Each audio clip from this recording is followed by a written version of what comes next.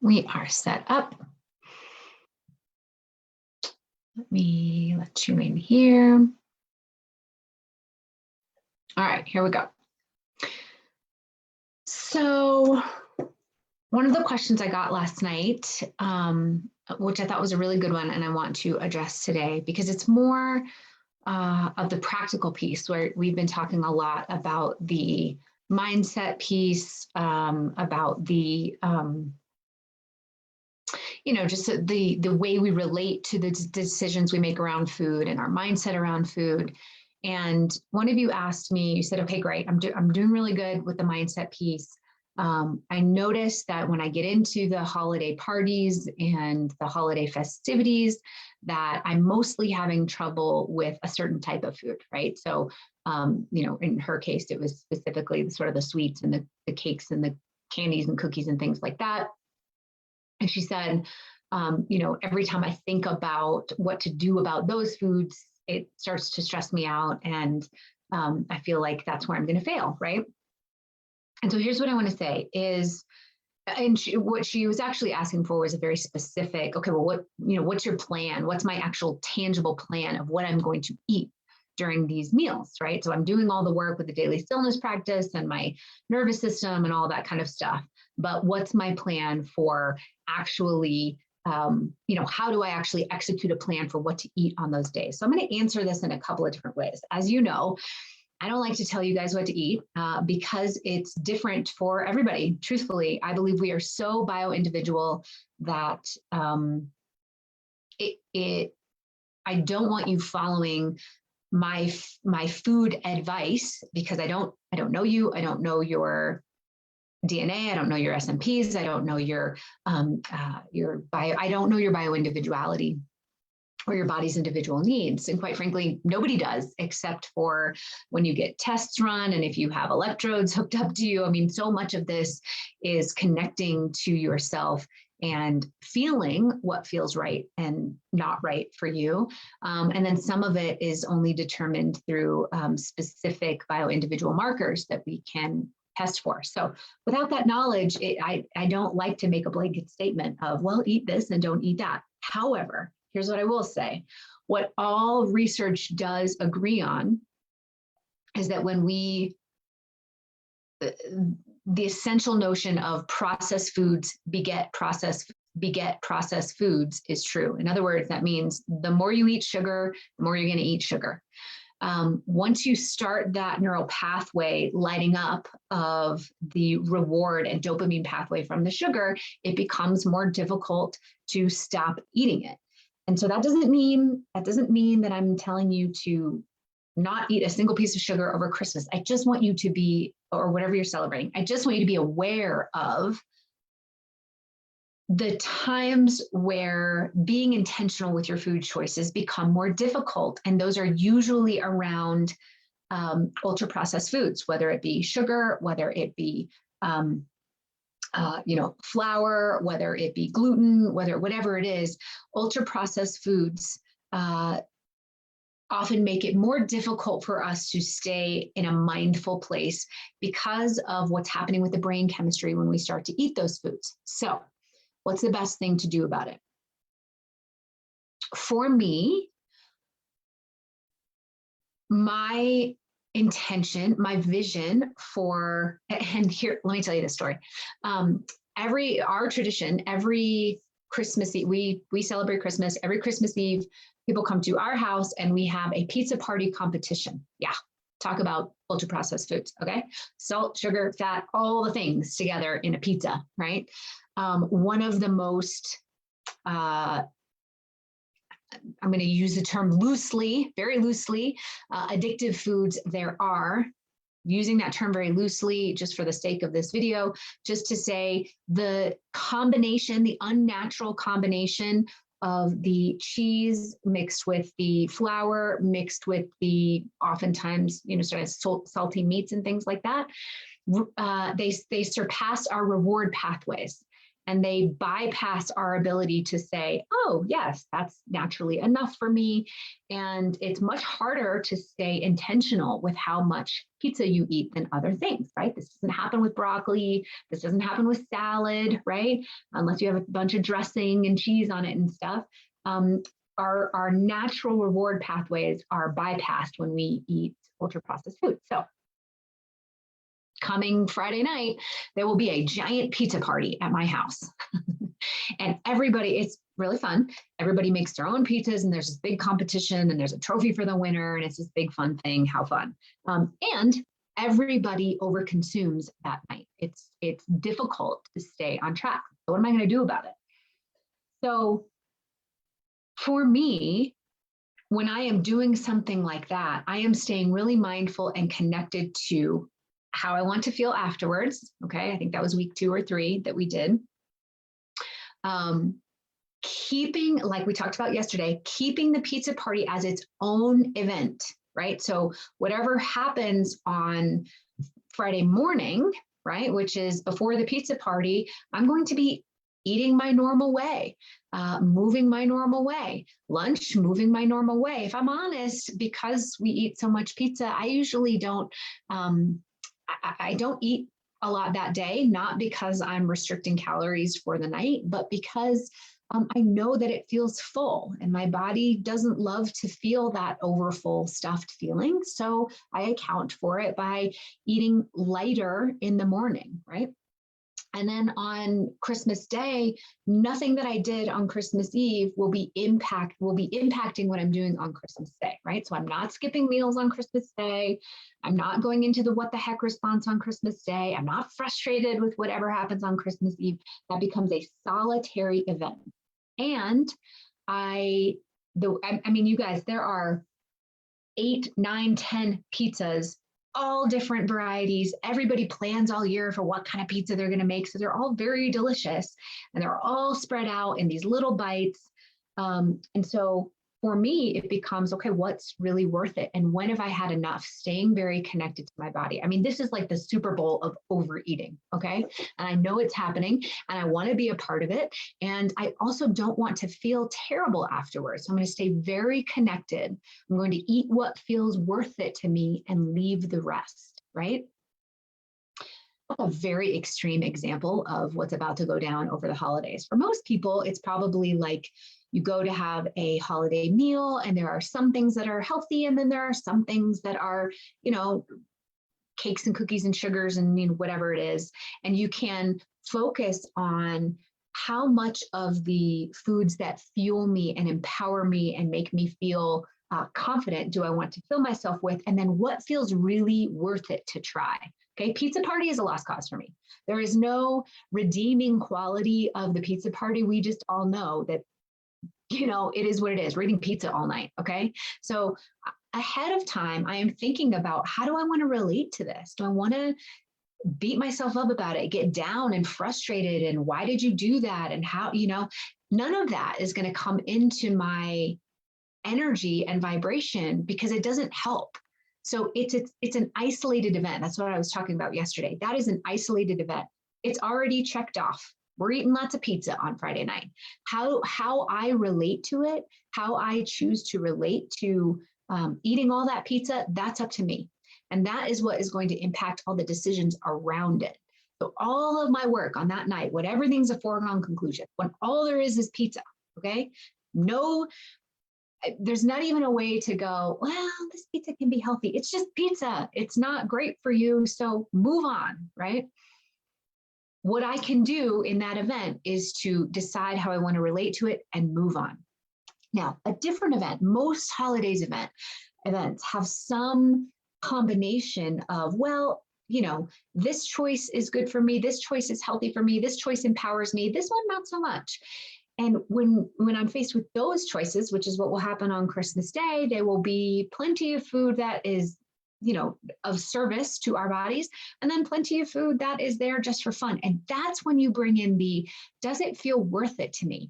And if you're going to make a decision about eating something that you know is, you know, no nutritional value, it just tastes good, make an intentional decision to eat it, but make a promise to yourself that you're going to stay connected to it, right? So if I'm going to decide to have, I don't even know what will be around, but let's say there's a, whatever, holiday pastries or something, I don't know. And I decide intentionally, ooh, that one feels really worth it to me. Can I make a promise to myself that I will stay connected and say, okay, great, that is really worth it to me. I'm going to eat this without guilt or shame.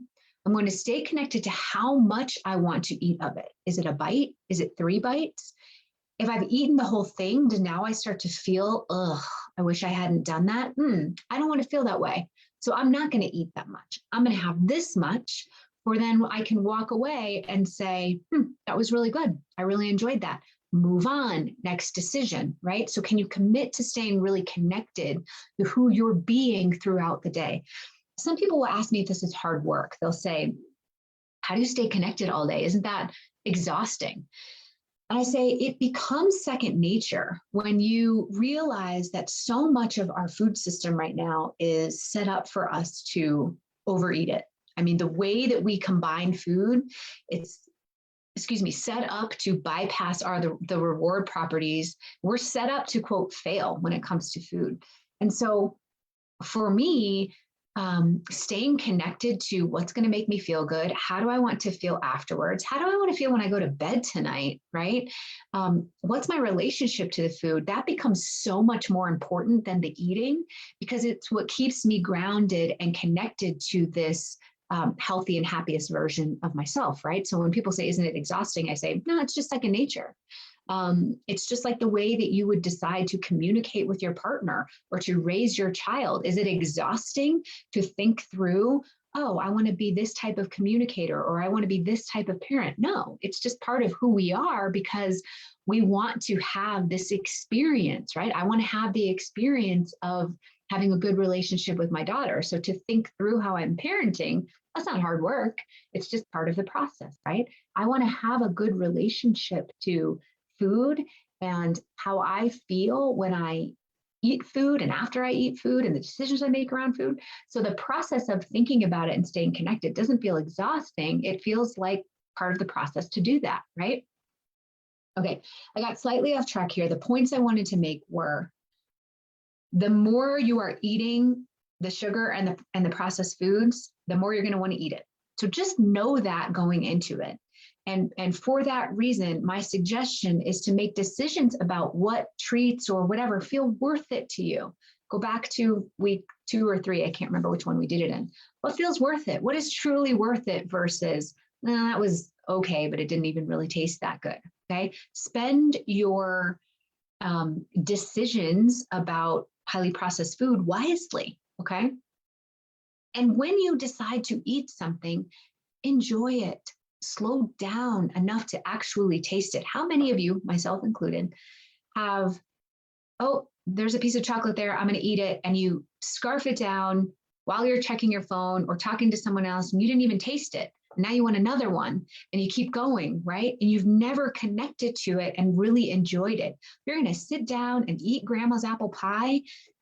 Take a minute, sit with your family, take a few bites, be present, enjoy it. Let it go. And then the final piece of it is, again, take each decision as their own decision. The emotions that you decide to carry into all of the decisions surrounding, for me, the pizza party, right? Because the pizza party could set off a whole week's worth of eating in a way that doesn't feel good to me if I let it. If I keep it in this box of the pizza party, then it becomes just what it is, a moment where we all overeat pizza some night, right? And then everything around it gets to be okay. Everything around it gets to be its own isolated decision.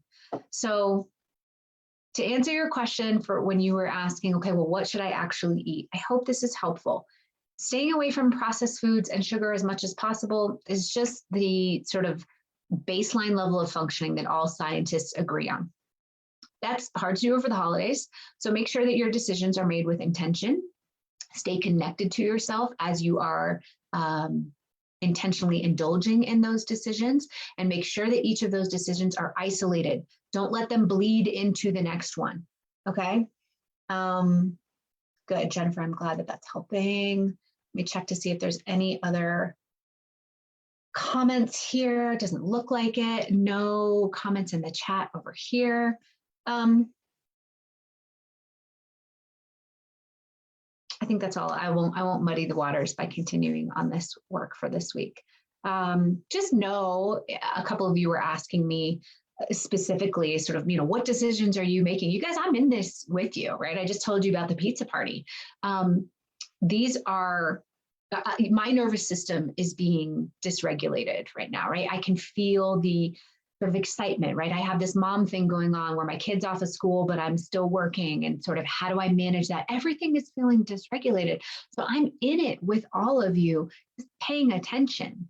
How do I bring out the tools? How am I using the big guns to make sure that I'm taking care of myself? How do I stay connected? The last thing that I will say, and then I will let you all go. Okay, good. Lauren, fantastic. This all makes so much sense. Help me understand why I want to stay successful prior to my loss. Helps you understand why you weren't successful prior to your loss. Yeah, Lauren has had great success and helps you understand a little bit about what was happening when you weren't successful. The last thing I want to say about this is that, and actually, Lauren, this goes into exactly what you were just saying, is remember that so much of what you do over these next couple of weeks is habitual. It's a reminder to your body of what you always do at this time, how you always relate to food, how you always eat when you're with people, how you've always done it in the past. There's nothing wrong with that. That's the way our brains work. That's the way they were designed to work, is to hold this record of the past constantly, okay? And so it's going to cue you to do all the things that you've always done. So try not to beat yourself up over, why do I always do this? Because you've always done it, right? And so the brain goes, that's what I know. So that's what I'm going to ask you to do. Doing something different feels unsafe to me. Why would I ask you to do something different? I like homeostasis, remember? So when you take the moments to observe who you're being, who you want to be, how you want to feel, you may not do it perfectly every time, but you will practice becoming the observer. You will practice being in the driver's seat or looking down on who you're being and how you're making decisions. It doesn't mean you have to do it perfectly, but be careful about all of the chatter that's going around of, see, I knew I'd mess this up. See, I knew what was going to happen. See, I always do this. I knew I'd always go back to these behaviors. And try, if you can, to be the observer of, I'm only saying those things and doing those things because that is what is memorized in my body. It is okay and safe for me to depart from that memorized experience. And also, I'm not going to get it perfectly, and that's okay and safe too. One of the other things I want you to start saying to yourself is, no matter what happens over these next few days, I can go back to or commit to or start to move forward in a healthy place. This is not a sentence for how the rest of my life is going to play out. And we get kind of mixed up in those feelings, right? It's sort of like this huge pressure we put on ourselves. This has got to go perfectly or else. And I say, or else what? Or else what? Or else what? Once we sort of evaluate the worst case scenario, and somebody will say to me, well, I'll gain a few pounds. And I say, okay, all right. Even the worst case scenario, we can manage, we can look at, we can address differently and have a different relationship with. We catastrophize all of these things. Like, I have to do it so perfectly. Otherwise, big catastrophe will happen. And in reality, you're going to wake up on January 1st or January 15th or January 21st, and life's going to be pretty much the same, right? So let's do our best to not catastrophize the situation and stay connected throughout. This is a gentle reminder that so much of what you're feeling and so many of these emotions that are coming up and so many of this pressure is just habituation. It's just memorized experience. And if we can ride this wave through it, we can minimize the damage is sort of what's coming to me. I think you guys understand what I mean by that. We can minimize the damage there. Okay. Hopefully that was helpful. No other questions there. Yeah. And you are right, Jennifer. If when you she said it perfectly and sort of distilled down everything that I've just been rambling on about. If we're not paying attention, our brain absolutely, she used the term blows up, but it goes down an automatic path, an automatic track when we're not paying attention. And that creates so much discomfort. So to oversimplifying it, paying attention, staying connected, being aware, becoming the observer, always redirecting yourself back to how you want to feel. Practicing doing that is your best ally in these moments when things feel really stressful and like they have the capacity to feel out of control. Okay, everyone. Thanks for joining today. It was lovely to see you. I should be here tomorrow, same time, same place. I should be here tomorrow.